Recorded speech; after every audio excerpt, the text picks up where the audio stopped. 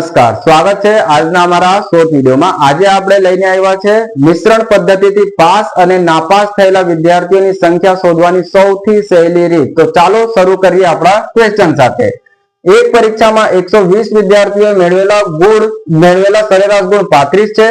જો પાસ થયેલા વિદ્યાર્થીઓનો સરેરાશ ગુણ જે છે એ 39 છે અને નાપાસ થયેલા વિદ્યાર્થીઓનો સરેરાશ ગુણ 15 છે।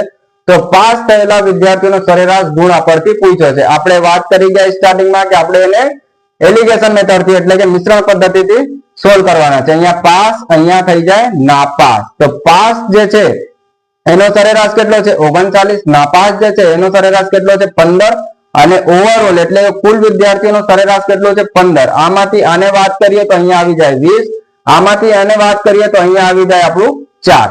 आ 4 थी 1 वार में, आ 4 थी 5 वार में, एटले के आ आवी गयो पास विद्यार्थीओनी संख्या अने आ आवी गयो नापास विद्यार्थीओनी संख्या। हवे टोटल केटला विद्यार्थी छे भाई पास अने नापास ने बंनेने एड कर दिया एटले के 6। पण क्वेश्चन में कीधुं के ना भाई अमारी पासे 120 विद्यार्थी छे। तो अमाराथी पूछ्यो छे क्वेश्चन में के पास थयेला विद्यार्थीओनी संख्या बताओ। तो पास थयेला विद्यार्थीओनी संख्या केटली छे 5 छे। तो अहींया शुं थई जाय 120 भाग्या 6 गुणिया 5। 6 थी 2 वार में एटले के 20, 20 पंजा 100 एटले पास थयेला जे उम्मीदवारोनी संख्या छे ए वर्ग में 100 छे। आवा झड़पी मेथड शीखवा माटे मजेदार क्वेश्चनोने जोता रहेवा माटे अमारी साथे जोड़ायेला रहो। आभार।